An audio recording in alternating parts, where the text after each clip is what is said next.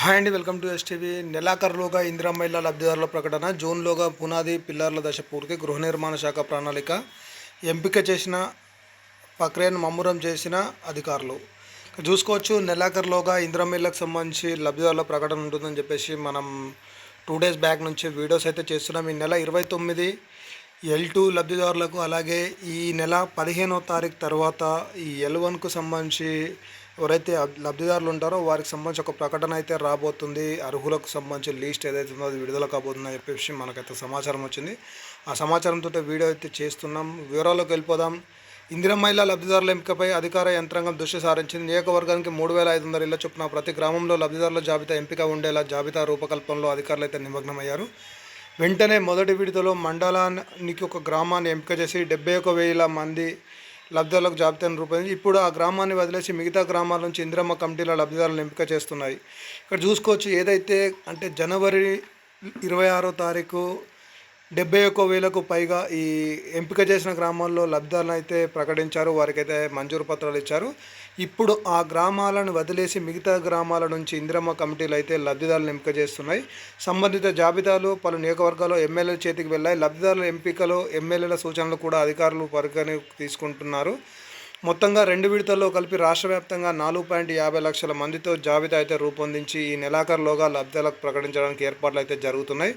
June తర్వాత స్థానిక సంస్థల ఎన్నికలు వచ్చే అవకాశాలు ఉండడంతో అప్పట్లోగా కనీసం పునాది పిల్లల వరకు నిర్మాణాలు పూర్తి చేసి లబ్ధిదారు ఖాతాలో సంబంధిత సొమ్ము జమ చేసేలా సర్కార్ అయితే సిద్ధమవుతుంది. అందుకు అనుగుణంగా అధికారులు ప్రక్రియను వేగవంతం చేస్తారు. ఇక్కడ చూసుకోవచ్చు, ఆల్రెడీ మనము చెప్పుకున్నాం, ఏవైతే సర్పంచ్ ఎలక్షన్లు ఉన్నాయో అవి జూన్ తర్వాత అయితే రాబోతున్నాయి. అంతలోపే ఈ లబ్ధిదారులను ప్రకటన చేసి వాళ్ళకు ఫస్ట్ విడత అమౌంట్ వాళ్ళ అకౌంట్లో వేసి అనుకో, కొద్దిగా ప్రభుత్వానికి కూడా ఓటు బ్యాంక్ అనేది వస్తుందన్న ఉద్దేశంతో తొందర ఈ ఇందిరమ్మ సంబంధించి ఒక ముందడుగు అయితే వేస్తుంది రాష్ట్ర ప్రభుత్వం.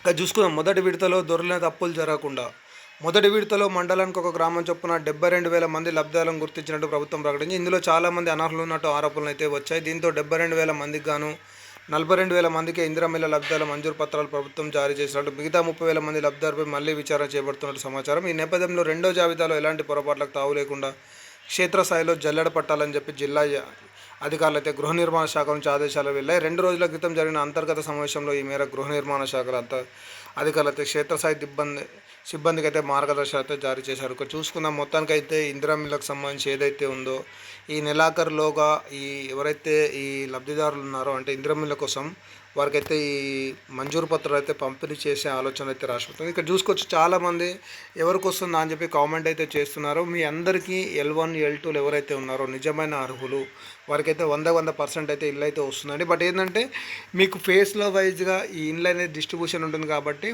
మీకు వెనక ముందు అయితే రావచ్చు. ఇప్పుడు ఎగ్జాంపుల్గా చెప్పాలంటే గత ప్రభుత్వం ఏదైతే ఈ మన డబుల్ బెడ్రూమ్ పంపిణీ చేసిందో, అంటే ఫేజ్ 1, ఫేజ్ 2, ఫేజ్ 3 ఇలా ఎట్లయితే మనకు డబుల్ బెడ్రూమ్ పంపిణీ చేసిందో అదేవిధంగా ఇప్పుడు కూడా సేమ్. అంటే ఫస్ట్ ఫేజ్లో రాని వాళ్ళకు సెకండ్ ఫేజ్లో రాని వాళ్ళకు థర్డ్ ఫేజ్ రాని వాళ్ళకు ఫోర్త్ ఫేజ్, ఇట్లా ఫేజ్ల వైజ్గా అంటే ఒక కాన్స్టిట్యున్సీకి 3,500 చొప్పున ఒక సంవత్సర కాలానికి గాను 4,500,000 ఇండ్లు మంజూరు చేస్తుంది. కాబట్టి ఫేజ్ల వైజ్గా ఫస్ట్ విడతలో రాని వాళ్ళకు సెకండ్ విడతలో అయితే వస్తుంది, సెకండ్ విడతలో రాని వాళ్ళకు ఇట్లా ఫేజ్ల వైజ్గా అయితే 100% అయితే మీకు అయితే ఇల్లు వచ్చే ఛాన్స్ అయితే ఉంది. L1 L2 ఎవరైతే ఉన్నారో మీరైతే కొద్ది రోజులు వెయిట్ చేయండి. దీనికి సంబంధించిన పూర్తి సమాచారం ఎప్పటికప్పుడు మీకైతే అందిస్తూనే ఉంటాను. Thank you for watching STV. అలాగే ఇంకోటి, మనకు డిస్క్రిప్షన్లో నేను లింక్ ఇస్తాను. మనకు వాట్సాప్ ఛానల్ కూడా స్టార్ట్ చేశాం. ఎవరైతే ఈ మనకు యూట్యూబ్ ద్వారా వీడియోలు చూడని వారు ఎవరైనా ఉంటే మనం అందులో కూడా ఈ వీడియో లింక్ అనేది పోస్ట్ చేస్తాం. దాని ద్వారా మీరు కూడా ఈ వీడియోలు ఎక్కడున్నా కూడా మీరైతే చూసుకోవచ్చు వాట్సాప్ ద్వారా. ఇదైతే మీకు తెలిసిన వాళ్ళు కూడా వీడియో షేర్ చేయండి, లైక్ చేయండి, సపోర్ట్ చేయండి. Thank you for watching STV.